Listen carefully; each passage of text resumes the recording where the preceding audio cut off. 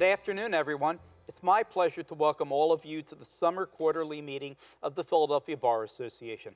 We're very excited to bring this meeting to you in what we hope will be an innovative format.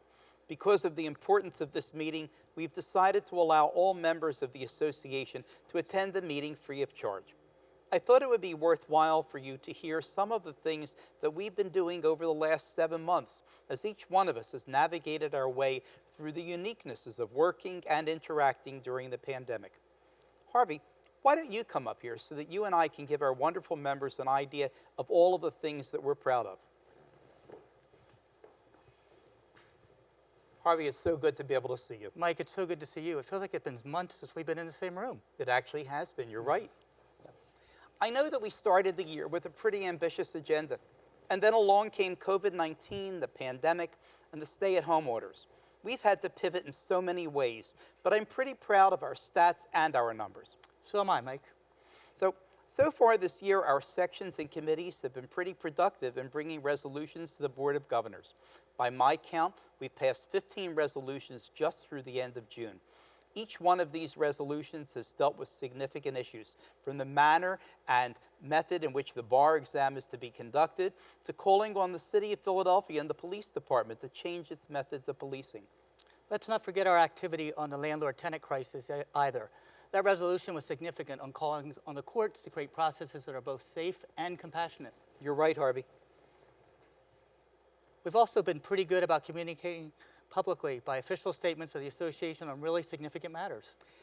That's right, Harvey. So far, I've issued 13 statements dealing with police brutality, racial justice, inappropriate offensive comments made by an Allegheny County judge, the eviction crisis, the nomination of an inexperienced judge to a seat on the D.C. Circuit Court of Appeals, the Pennsylvania bar examination, and the confusion and need for the courts to work with our members to be creative in innovating and improving processes, among other things. I'm extremely proud of the resources and information we've been able to provide our members during this time. Our goal has been to provide real-time information from the courts, the city, and the state that help our members navigate through these uncertain times.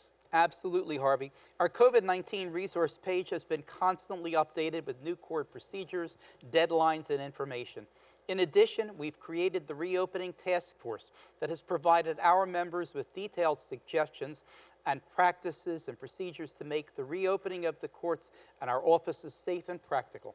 Mike, our membership engagement has been the best in years. Let me share some stats with everyone. Please, Harvey, I'd appreciate that.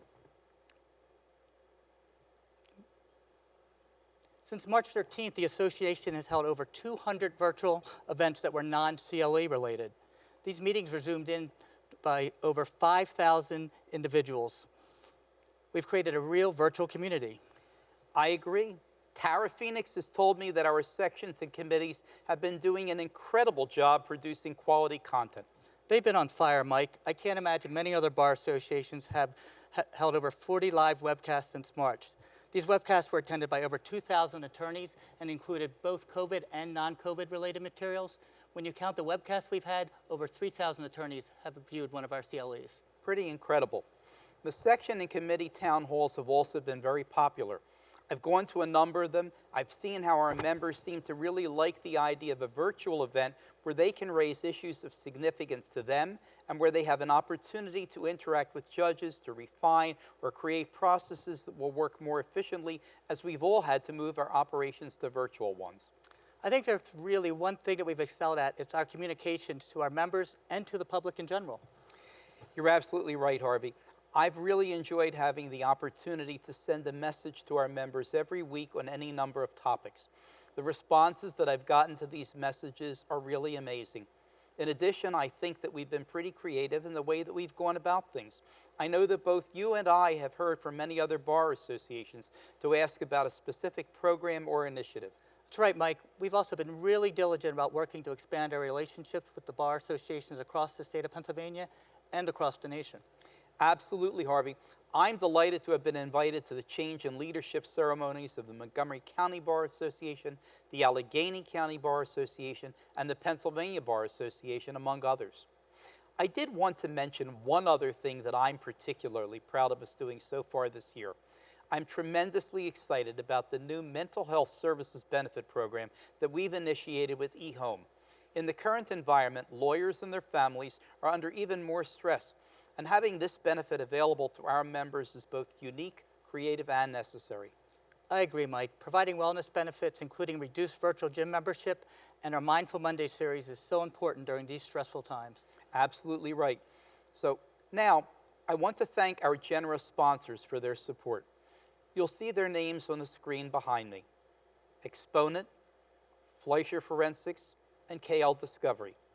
In addition, I want to thank our supporters: Deckert, Troutman Pepper, White & Williams, Business Law Section, Family Law Section, Probate and Trust Law Section, Public Interest Section, Real Property Section, State Civil Litigation Section, Tax Section, Workers' Compensation Section, and the Young Lawyers Division.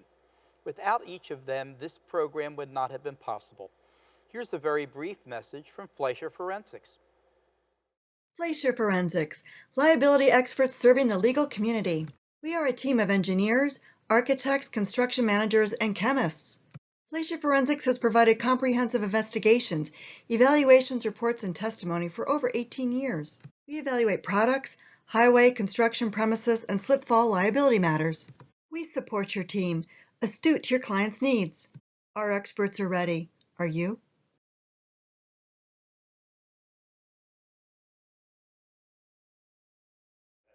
Now, it is my pleasure to introduce my very dear friend, David Schwager, President of the Pennsylvania Bar Association, to say a few words of greeting. Thank you so much, Mike, for that kind introduction, and thank you very much to you and Harvey for inviting me to join you. I'm so pleased to be with you, at least virtually. You should be rightly proud of all that you've accomplished in the first half of this very exceptional year. Congratulations also to Reggie Shuford on the most significant recognition being bestowed upon him. As Mike told you, since May 8th, I have served as president of the Pennsylvania Bar Association. Assuming that role during the depths of the pandemic, my first act was to form a task force to develop recommendations to assure the continuity of delivery of legal services even during a crisis, chaired by retired Third Circuit Court of Appeals Judge Tom Vanaski, and including several Philadelphians: Amber Racine of Raines Law and Haymeyer, Regan Saphir of Klein and Spector, Mark Shepard of Claire Harrison, and PBA President-elect and your former Chancellor, Kathleen Wilkinson of Wilson Elzer. Of particular note is that the task force is in fact a joint effort of the PBA with other major statewide legal groups: the trial lawyers, defense lawyers, DAs, criminal defense lawyers, PDs, trial judges, and other stakeholders. As a result, the task force at the same time also furthers another goal of mine, and one that Judge Snyder and I have spoken about at length: to create more strategic partnerships among lawyer groups in Pennsylvania in light of the recent demographic trend of declining membership and associated financial pressures. These are serious issues that the PBA and the Philly Bar have in common. Competition among all of these various groups accomplishes nothing but squanders precious resources. It is my fervent hope that our two groups can avoid such unnecessary competition and waste and work closely together in partnership to maximize our combined resources for the mutual benefit of both organizations and our respective members. I look forward to continuing this discussion with Mike, Harvey, and the rest of you in the days ahead. I'm confident that our profession, our clients, and the justice system will thrive despite the unprecedented time in which we find ourselves. I look forward to having the opportunity to visit with you in person in the months ahead. Until then, please stay safe and healthy. Thank you very much. Thanks so much, Dave, for being with us today and for your message.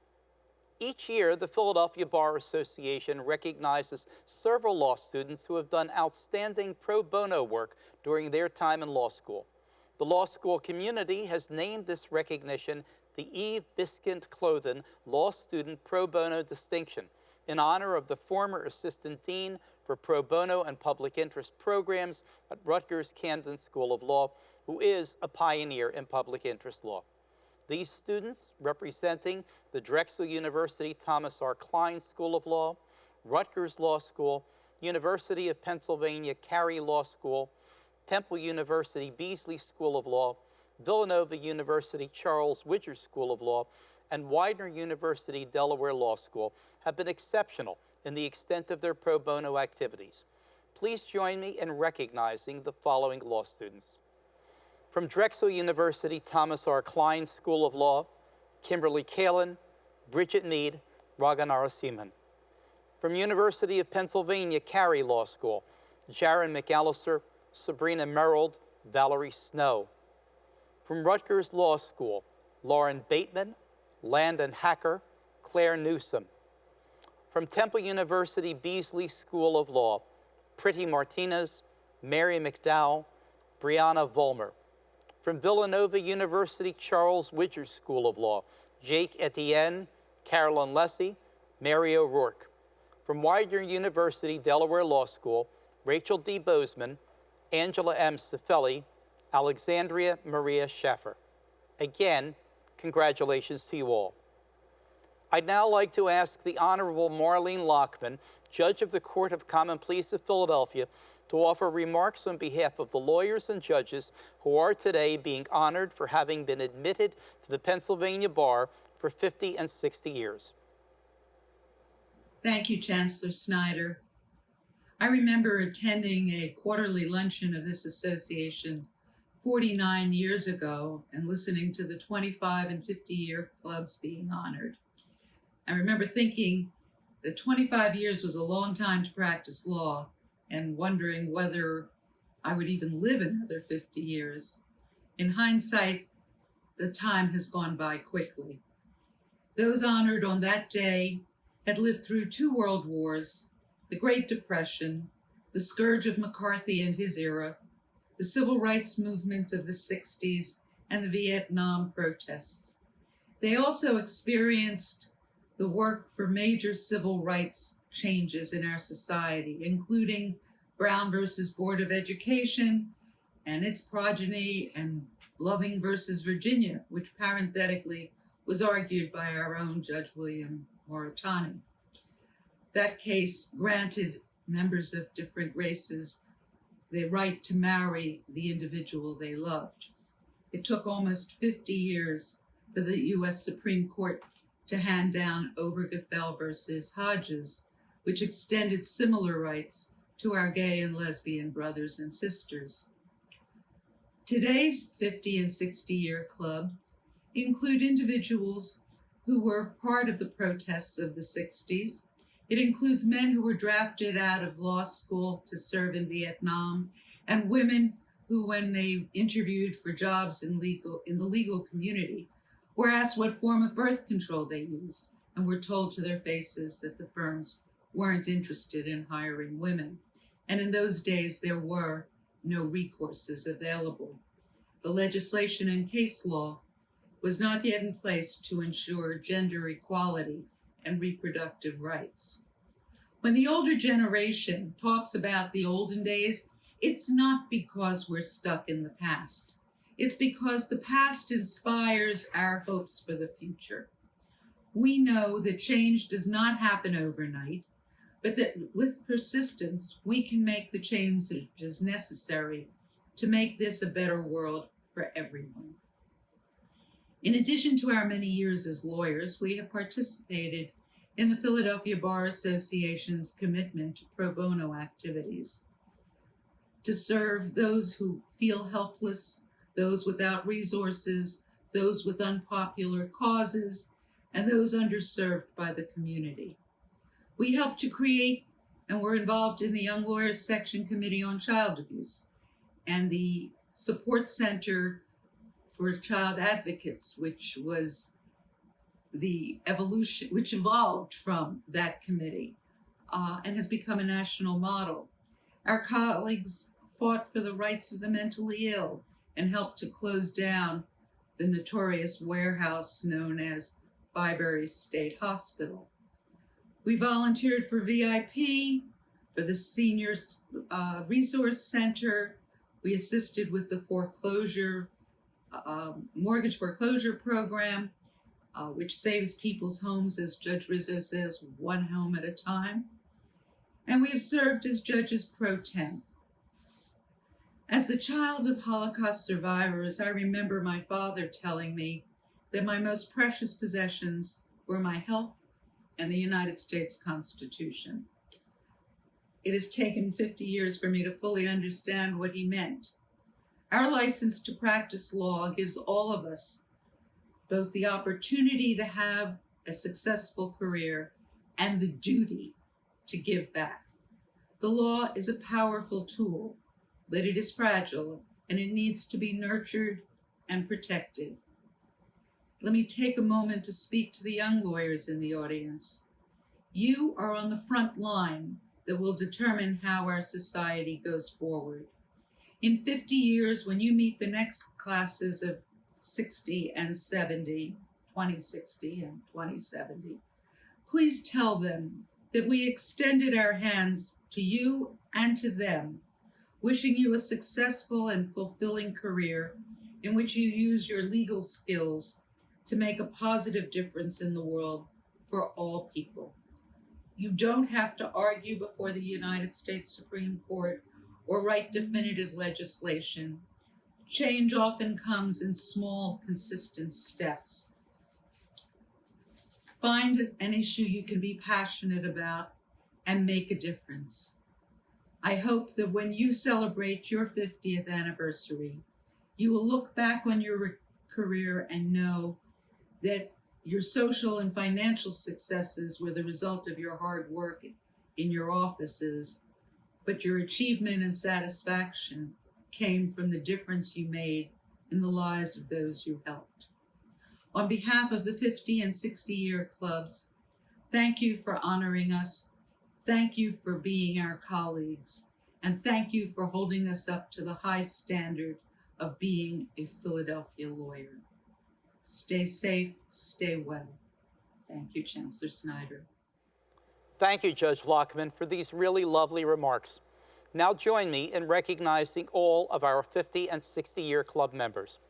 Celebrating 50 years as members of the bar: Stuart A. Bernstein, Franklin L. Best, Joseph C. Bright, Carl D. Buchholz III, J. H. Calvert Jr., Andre L. Dennis, Frank D. Simone, William H. Ewing, Joseph A. Gerber, Gary V. Gittleman, George Gould, David Boyd Harvey, Jonathan D. Herbst, Honorable Marlene F. Lockman, Honorable William J. Manfredi, J. Bruce McKissock, J. Greg Miller, Joseph A. Prim Jr., David Richmond, Joseph J. Rink, Daniel R. Ross, Paul J. Schneider, Barbara Oakes Silver,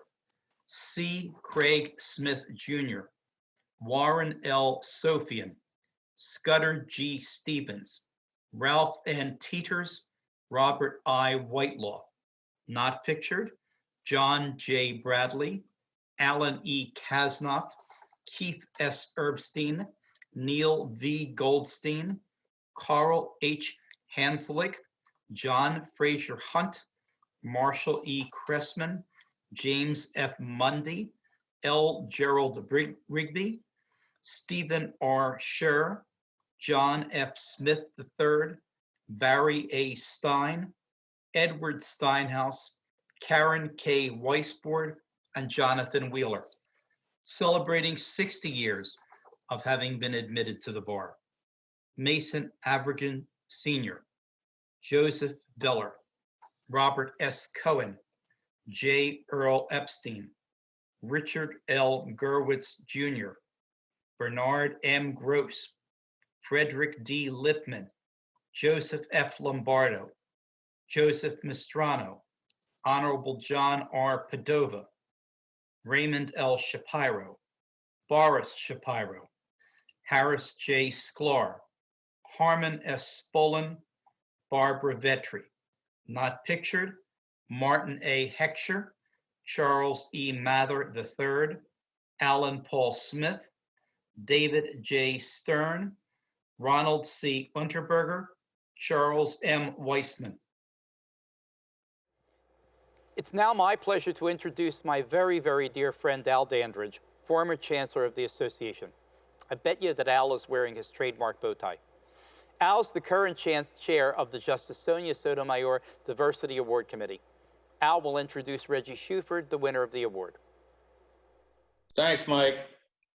Well, when I learned that the person getting the award hometown is Wilmington, North Carolina, that he attended the University of North Carolina at Chapel Hill and had a burning desire to score points, I was so happy to realize that it was not Michael Jordan, but our own Reggie Shuford. Reggie Shuford became executive director of the ACLU of Pennsylvania in September 2011.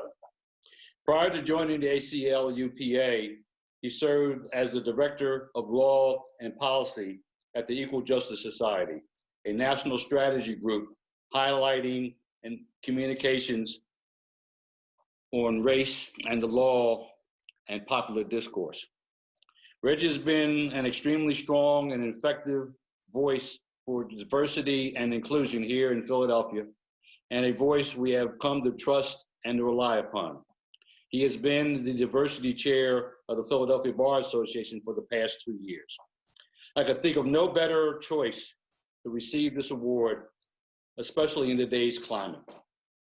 It gives me great pleasure to present the Philadelphia Bar Association's Justice Sonia Sotomayor Diversity Award to Reginald T. Schufert, Esquire. Reggie, this is yours. Congratulations, my friend. All the best and well-deserved. Thank you so much, Al. It really means a lot to me that you are the one presenting me with the award today. I'm grateful for your thoughtful and kind words. I know a little bit about your personal background, certainly your distinguished military career, and a lot more about the work that you've done here in Philadelphia as a lawyer, and when you led the Philadelphia Bar Association. So I really couldn't ask for a better person to be presenting the award to me today. So thank you so very much. Well deserved, my friend, well deserved. Thank you, really mean that. Further thanks to those who nominated me, led by Michael Holmans, Shelley Fadulo, Nikki Johnson-Houston, Toby Oxholm, Dan Aiken, Larry Felser, and Sharon Lopez. I'm grateful to you. I would be remiss if I did not thank Shelley a second time for appointing me as the Philadelphia Bar Association's Chair of Diversity during her year as Chancellor, and Chancellor Snyder, who reappointed me to that position this calendar year.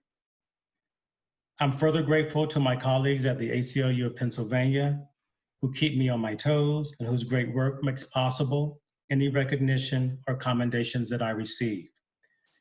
Thanks also to the Barristers Association of Philadelphia, the best and most effective affinity group that I've ever seen. It means a lot to me to be receiving this award from my peers and through the Philadelphia Bar Association. I moved to Philadelphia just under 9 years ago, not knowing very many people. I quickly became active in the association, which welcomed me with open arms and made space for me at the table. The association's uniquely collaborative spirit is well known across the country, and its truly diverse leadership is a model for other professional associations. The association helped ground me in Philadelphia and allowed me to gain my footing. Following in the footsteps of prior recipients of this award, most notably its namesake, Justice Sonia Sotomayor, is no small challenge. Those are large shoes to fill. I'm honored to be in the esteemed company of previous awardees and promise to do my best to earn this award every day. I admit to feeling a little sheepish about receiving an award for doing something so integral to who I am as a person. I was 6 years old when I decided I would become a lawyer. I was an inquisitive kid. Whenever we got visitors to our house, I would get them off in a corner and just pepper them with one question after the other. What's your favorite question? Do you like to read?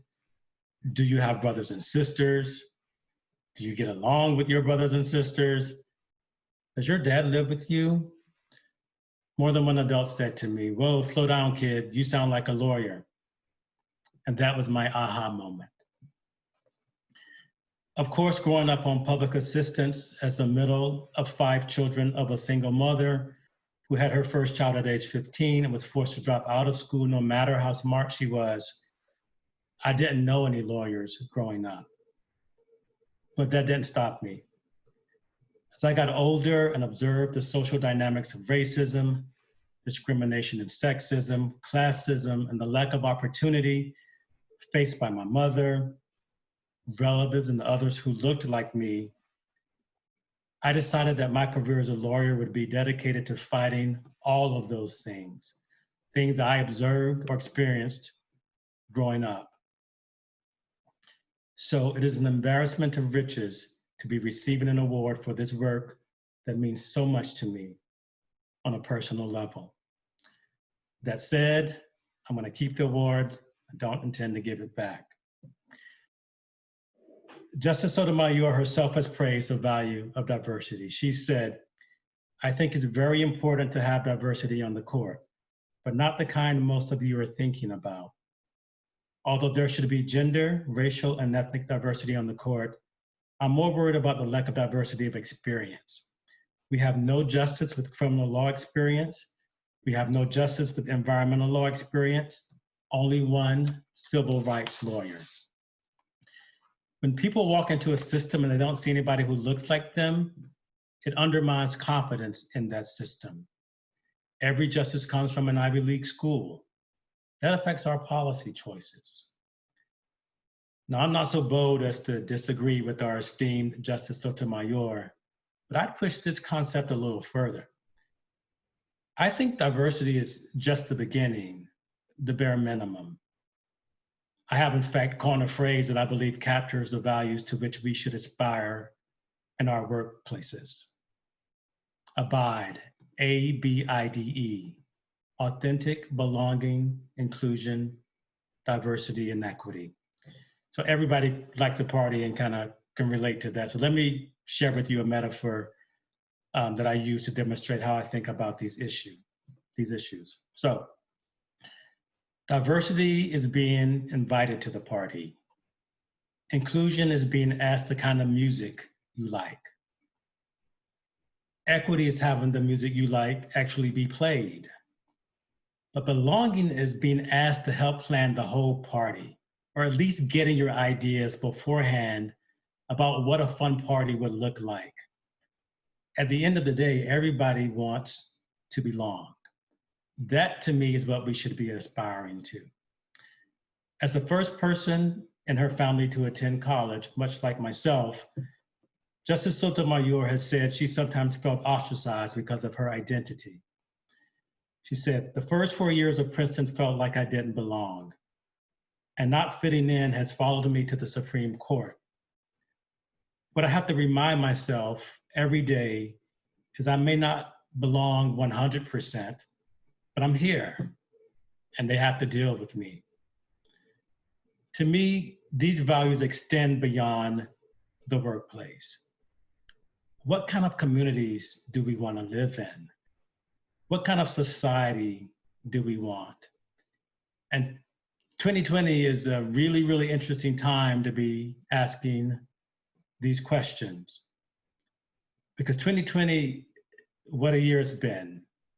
It's taking no prisoners. It's been relentless. We are experiencing simultaneously the twin pandemics of the novel coronavirus and the long-standing, certainly not novel, issue of police brutality and racist vigilantism that has long defined American culture, combined COVID-16-19, if you will. The pandemic has been clarifying. We see more clearly the very shaky foundations on which many of our institutions exist and their failure to protect and provide for its citizens equally. Those who are contracting and dying from the disease disproportionately are Black and brown people, deemed quote unquote essential workers, probably for the first time ever. And Black people also are continuing to die at the hands of the police and would-be vigilantes. George Floyd, Breonna Taylor, Ahmaud Arbery, Elijah McClain, to name just a few.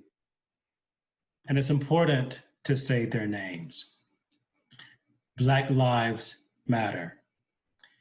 If there's a silver lining, it is that more people than ever seem to be paying attention in a meaningful way. More diverse people are taken to the street. More uncomfortable conversations are happening across race. In order to make real change, Bryan Stevenson says we need truth and reconciliation, and that truth must come before reconciliation in order to be possible. In a moment of candor, in the midst of one such uncomfortable conversations, a fellow board member, an older white man, admitted that he struggled with and sometimes resisted the concept of white privilege. My response was twofold. I first quoted a saying I had recently heard that we are not saying your life has not been hard. We're only saying that it's not been hard because you are white. I also made it more personal. I said, all of us have privilege. I have male privilege, gender privilege, middle-class privilege, professional status privilege, and education privilege, among others. Having privilege doesn't mean I or you or anyone else is a bad person. I just try to be aware of those privileges and use them to the benefit of others. So that's my challenge to myself, and that's my challenge to all of you, to use whatever privilege and resources we have to the benefit of those who are marginalized and struggling to access the American dream. Again, by any measure, 2020 has been hard. Another of our favorite justices, Ruth Bader Ginsburg, is battling a recurrence of cancer. And we've recently lost a singular American icon, John Lewis. But John Lewis would ask us not to lose hope. He said, do not get lost in a sea of despair. Be hopeful, be optimistic. Our struggle is not the struggle of a day, a week, a month, or a year. It is the struggle of a lifetime. Never, ever be afraid to make some noise and get in good trouble, necessary trouble. Mom, this one's for you, and thank you all so very much. Thank you, Reggie, for your beautiful remarks. I'm always so grateful that you came to be in Philadelphia at this particular time and place. I freely say that as someone who is completely in awe of you. You imbue words with meaning and actions with intent. I'm truly honored to count you as one of my friends. Reggie, congratulations on your well-deserved reward. I value your leadership on so many important issues, but more importantly, our friendship. I'd now like to introduce a brief message from another one of our sponsors, Exponent.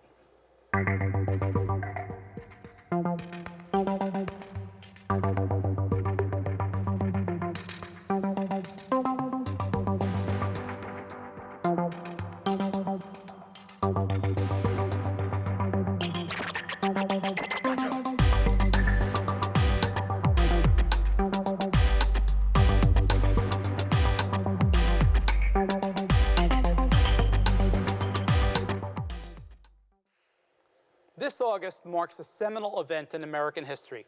This is the 100th anniversary of the passage of the 19th Amendment to the Constitution, the amendment that gave women the vote.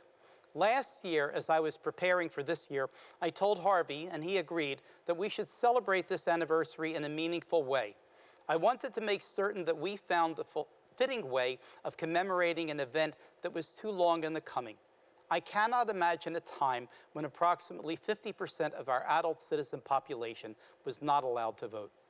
I also wanted us to find a speaker of note to deliver the Higginbotham Lecture, commemorating the work of a great American jurist, a shining luminary, Judge A. Leon Higginbotham Jr. In a career studded with superlatives, several stand out. Judge Higginbotham was appointed to the U.S. District Court for the Eastern District of Pennsylvania when he was only 36, making him the youngest person ever appointed to that court. After serving on the district court for 13 years, Judge Higginbotham was elevated to the Third Circuit Court of Appeals, ultimately serving as the chief judge of that court from 1990 to 1991. An advisor to President Lyndon Baines Johnson, Judge Higginbotham was called upon by President Johnson to advise him on matters of racial relations. Judge Higginbotham also was called upon by Nelson Mandela to help write the new post-apartheid Constitution of South Africa. In truth, the history of Judge Higginbotham's life and work contains so many awards and accomplishments that it is impossible to recite them all here. Perhaps chief among Judge Higginbotham's awards was the awarding to him by President William Jefferson Clinton of the Presidential Medal of Freedom. Judge Higginbotham died in 1998, but his legacy and work remain. We were extremely fortunate to find a scholar worthy of delivering the Higginbotham Lecture among his own family, Professor Evelyn Brooks Higginbotham, Judge Higginbotham's widow, who is an award-winning scholar, a professor of African American history at Harvard University. She is a professor of African American Studies and African American religious history there. Professor Higginbotham was named the Victor S. Thomas Professor of History and African American Studies in 1990.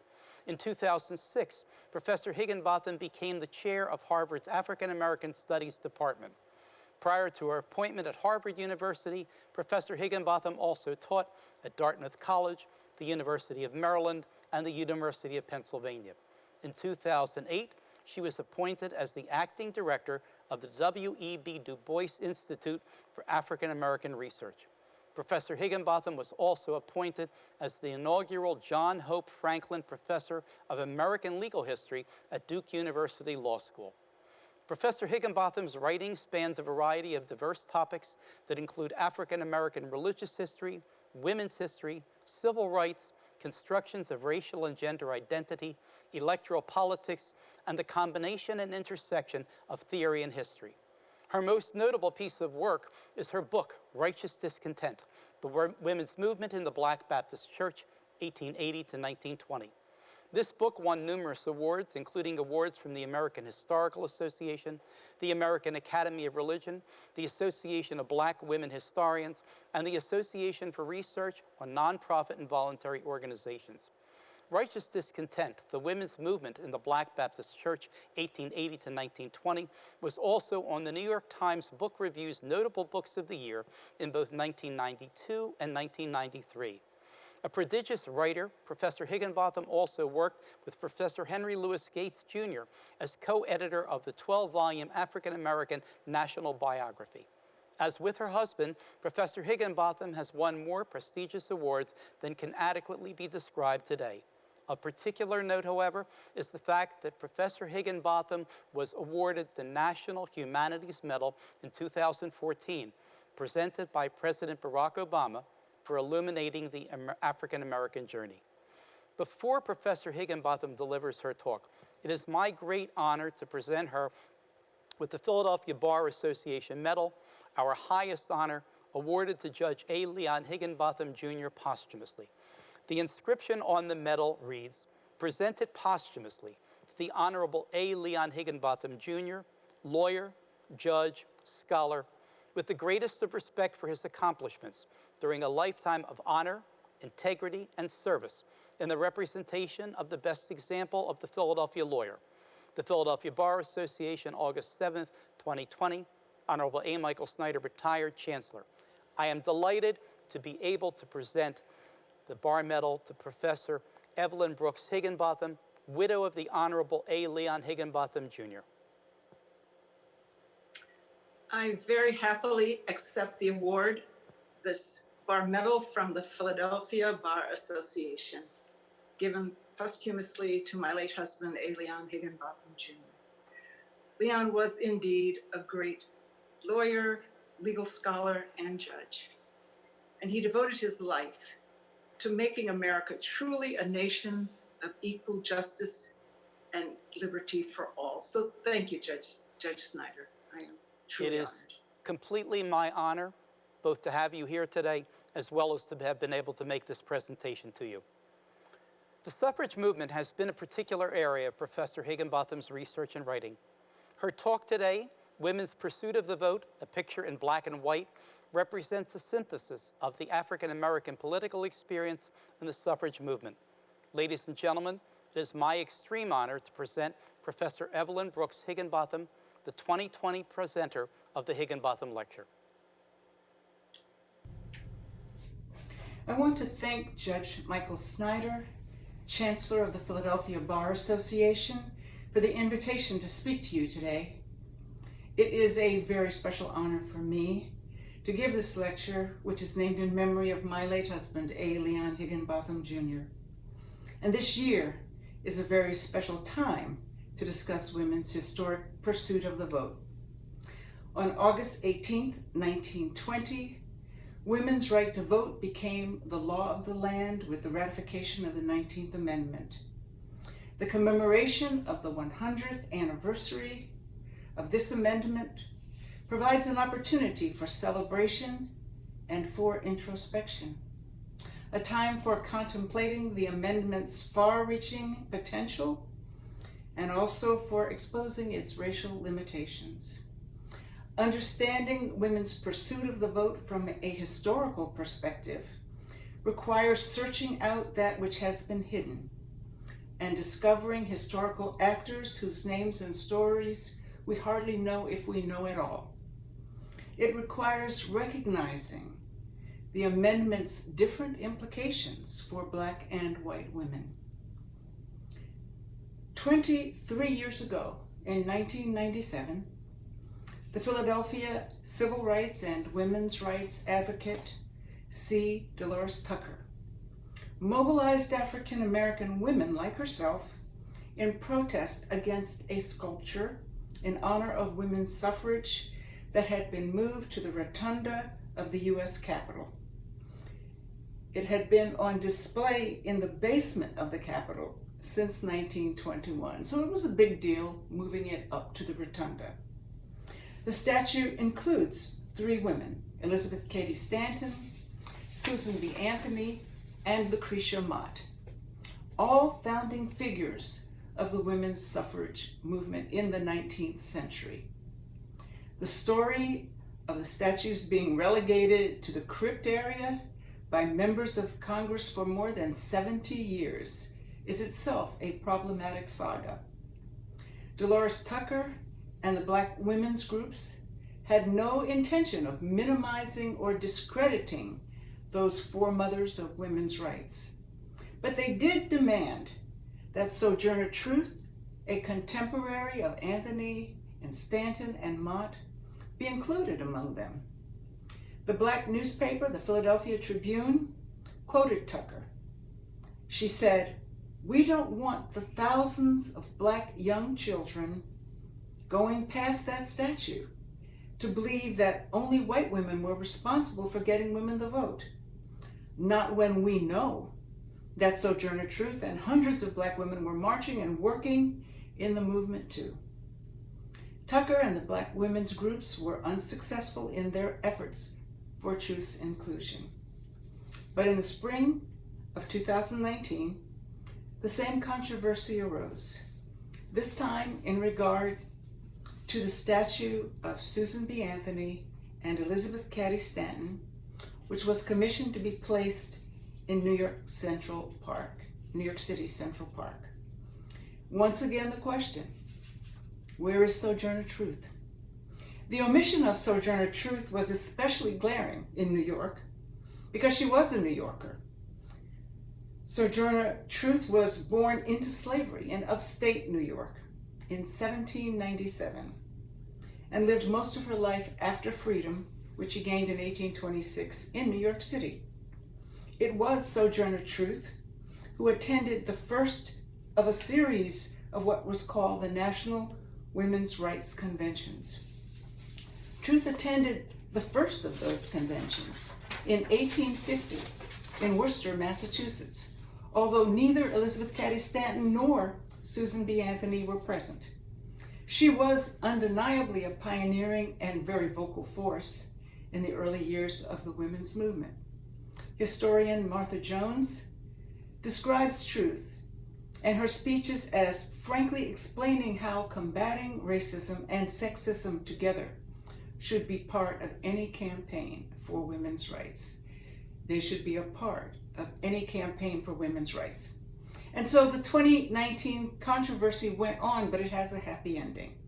The statue's sculptor, Meredith Bergman,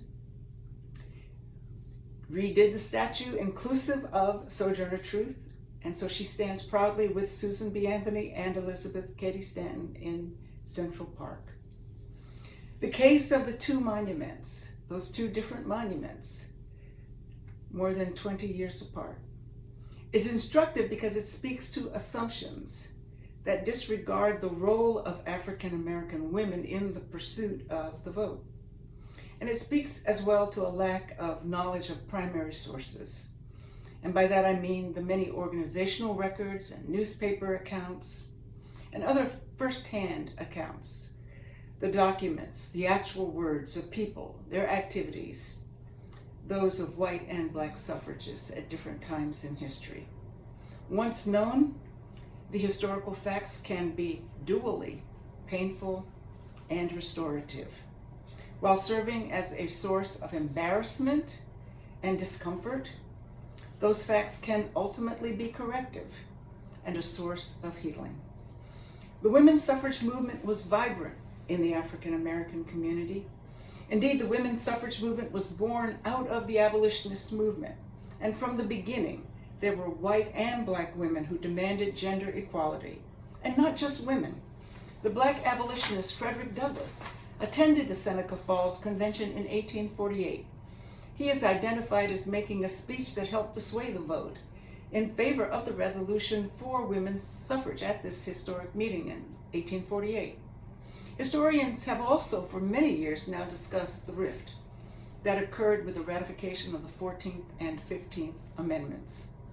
White women suffragists, such as Stanton and Anthony, felt betrayed that women were not included. Sojourner Truth was one of the very few black women who sided with Stanton and Anthony on this question. Most black suffragists did not agree. Instead, they felt that this moment of Reconstruction after the Civil War was primarily about the end of slavery and about the conferring of citizenship rights, particularly because of the black men who fought in the war and had helped to save and preserve the Union. More African Americans interpreted the idea of the Negro's hour, and they thought that moment to be easier a compromise to discuss women's rights, black rights, than jeopardizing the vote altogether with the inclusion of rights for women. In other words, being the Negro's hour meant that they wanted to take no chances that adding the women's vote, which was such a revolutionary idea, would work. Now this is important because through the decades there were tensions, but it's also important to note that at the time, in fact, before the Civil War, in the 1830s, most northern states, including Pennsylvania, Connecticut, New Jersey, New York, had disfranchised black voters, black men, in the very constitutional conventions that extended and democratized the suffrage for white men. African American men in Pennsylvania and in the majority of the northern states remained without the ability to vote until the ratification of the 15th Amendment in 1870. In the South, disfranchisement occurred despite the 15th Amendment. In the 1890s, Southern state constitutions, one after another, legalized various vote-related schemes to undermine this amendment. And these schemes were approved by the states in law. Schemes such as the grandfather clause, the poll tax, literacy test, 8-box plan, the white primary, were all devised to undermine access to the vote, again, despite the 15th Amendment. Thus, by the 1910s, by the second decade of the 20th century, when the women's suffrage movement is moving into high gear, Black men could not exercise the right to vote in the South. And the great majority of Black people lived in the South during those years. Their political powerlessness was underscored by the passage of segregation laws, inadequate funded schools, and sometimes no schools at all in their communities, rampant mob violence and lynching, and convict leasing, which imprisoned Black men, women, and children. At the turn of the 20th century, there were even efforts to repeal the 15th Amendment. Such advocates for repeal made their way to Philadelphia. Southern reformers from Alabama, Georgia, and North Carolina spoke to a Philadelphia audience in 1900 on this very matter. Attending the event was an African-American woman, a writer, a suffragist named Gertrude Moselle. And she had a long and distinguished lineage in Philadelphia. She was outraged by talk of the 15th Amendment's repeal. And she wrote in a newspaper article, and I quote her, "We have had the ballot and lost it in certain states. Now we have it nationally, but the South is a unit to disfranchise us, and the crusade has now begun in Philadelphia, the cradle of liberty, to take it away practically forever." Moselle had been involved in the women's rights campaign in Pennsylvania since the 1880s. And like other Black suffragists, she understood that the pursuit for the vote for us, as she declared, was not simply focused on women. For her, the we included Black men and all women. Even landmark moments, well known in the women's rights campaign, revealed a different picture for Blacks and whites. For example, the National Women's Suffrage Association held a great mass march in Washington, D.C., a March on Washington, in 1913. Thousands of women suffragists paraded down Pennsylvania Avenue in photographic pageantry on March 3rd, the day before the inauguration of President Woodrow Wilson. The women faced jeers and even violent attacks from the onlooking crowd. Less known, however, is the National Women's Suffrage Association their decision to have Black women members march at the rear. Even those Black women who were members of the northern states' integrated suffrage associations. This requirement was adopted to appease the southern states and the white suffragists in those states. Thus, photographs of that march, and most people know about that great march on Washington in 1913, give the impression of a white woman's crusade. But Black women were there, they were just holding up the rear. Well, not all. Not the anti-lynching crusader, Ida B. Wells, who made her way into the photographs. In 1913, Wells Barnett was a leader in the Chicago Black Women's Alpha Suffrage Club and also a member of the racially integrated, though largely white, Illinois Equal Suffrage Association. She was stunned by the decision of the president of her state association to acquiesce to the racist policy of a segregated march. Yet she was not to be deterred. The Chicago Tribune reporter covering the Women's March noted that Wells Barnett appeared suddenly from the crowd on the sidewalk. She walked calmly right into the white Illinois contingent, in fact, at the very front of the group. The Tribune noted, and I quote, "There was no question raised and she finished the parade."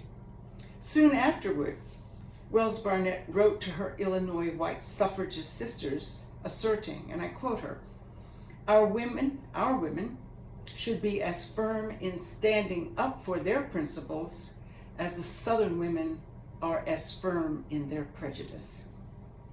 In this same racial climate, the National Women's Suffrage Association took another pragmatic position in pursuit of their goal to win Southern support for a federal amendment. In 1917, Carrie Chapman Catt, then president of the National Women's Suffrage Association, explained in unambiguous terms the racial exclusion inherent in her organization's Southern strategy. Now, this is spelled out in her book of essays titled Women's Suffrage by Federal Constitutional Amendment. In the book, Carrie Chapman Catt begins with wonderful words. She terms the denial of the woman's vote a nationwide injustice, one that undermined the ideals of human liberty that we profess as a people. And these are indeed lofty words. But those words take on a new interpretation in chapter 6 of the book, where Carrie Chapman Catt sought to allay the fears, the racial fears of Southern congressmen who worried that Black women's enfranchisement would undermine white supremacy. So in chapter 6, Catt argued that this wouldn't happen by giving population statistics and charts that confirmed the numerical preponderance of white women over Black women in those Southern states. Now, she did acknowledge that there was a Black majority in Mississippi and South Carolina, and a very high percentage of Blacks in Alabama. But then Catt went on to assure her readers that the state laws, which already disfranchised Black men, would effectively disfranchise Black women. And she concluded in this way, and I am quoting Catt: "Women's suffrage in the South would so vastly increase the white vote that it would guarantee white supremacy if it otherwise stood in danger of overthrow," unquote. Despite racism in the women's suffrage movement, the number of Black women in pursuit of the vote grew exponentially in the years leading up to the 19th Amendment. In 1915, the NAACP's Crisis magazine featured essays by African American supporters of women's suffrage, both men and women.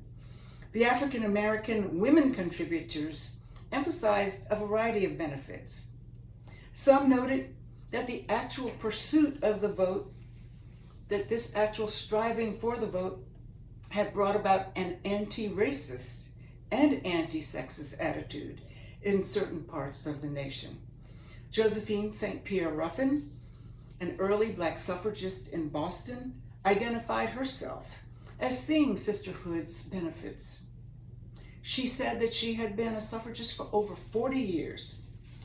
"I was welcomed into the Massachusetts Women's Suffrage Association," she said.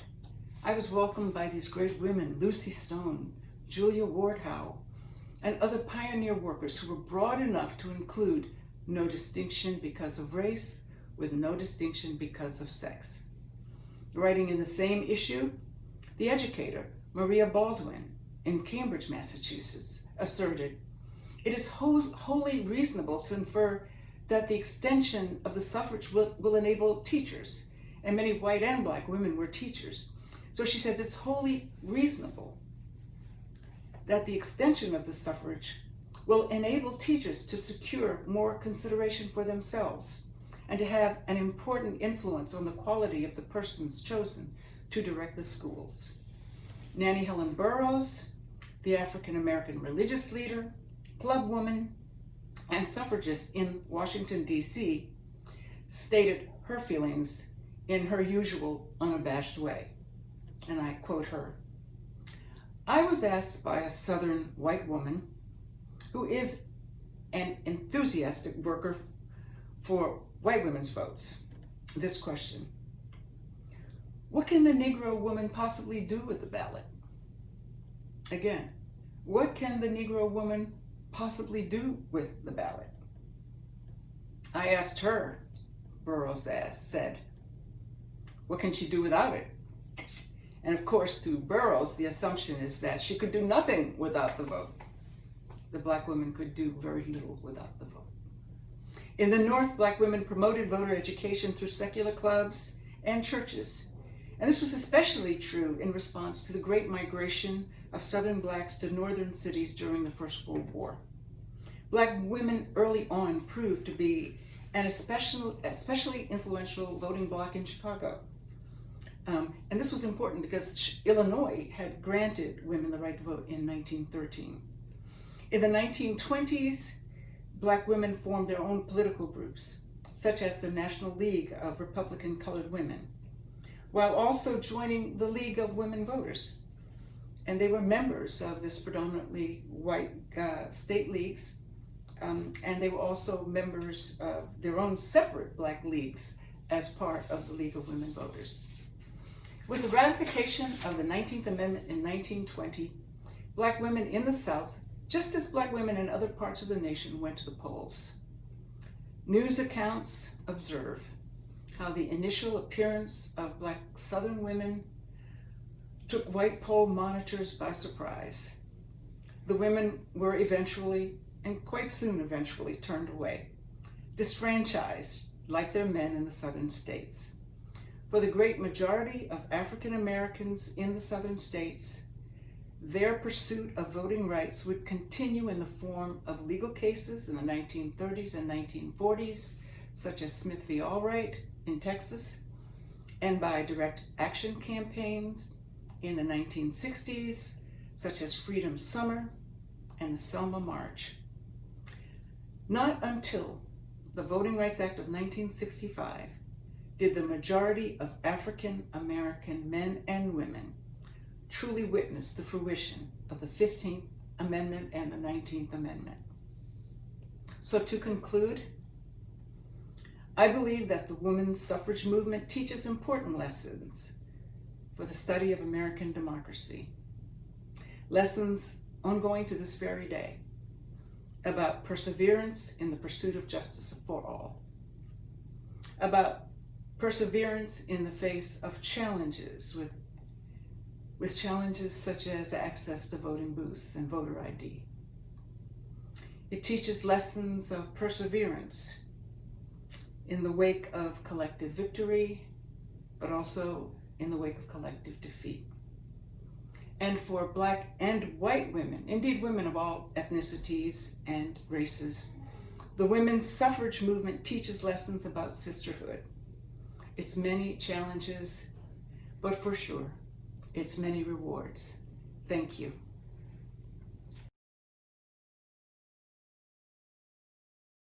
Harvey, I consider each of us to be extremely fortunate to have been able to hear Professor Higginbotham's words today. I hope that you agree. So do I, Mike. Now I'd like to take a moment to thank my incredible team. When our world turned upside down, you did not miss a beat. The energy and creativity you've brought every day is inspiring. It is such an honor to work with you every day. Mike, I also want to thank you for the partnership we've developed this year. It's not the year we thought we were going to have, but your steady leadership and optimism is exactly what we needed. Harvey, I really want to thank you for those very, very kind words. And now, before we close, here's a short word from another one of our sponsors, KL Discovery.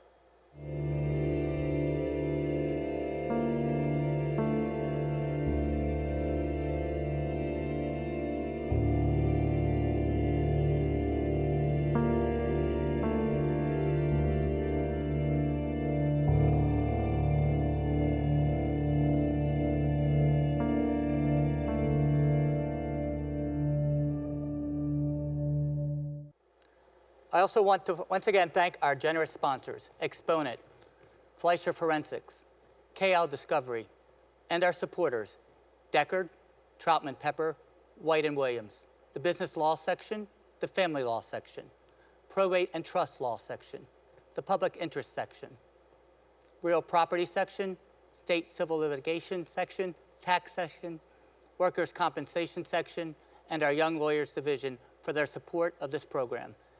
They have been able to see the vision of this association and have demonstrated their commitment to our values, our goals, and our initiatives. Before we close, I want to thank each of you for coming today. I wanted to specifically, however, thank the entire staff of the Philadelphia Bar Association for their very hard work during these past 7 months and for all the years before that. Without them, we couldn't hope to accomplish all that we do. In particular, I want to thank Harvey Hurdle and Tracy McCloskey for their spectacular work in making this day come together. Finally, Harvey and I want to thank each of you for your continued membership in the Philadelphia Bar Association, the nation's oldest metropolitan bar association. Your support, your activity, and your commitment to the profession make me very proud to be your chancellor. Thank you for coming today. Be safe, be well, and let us all look forward to being able to actually be together again in the near future. Take care, everybody. For the summertime.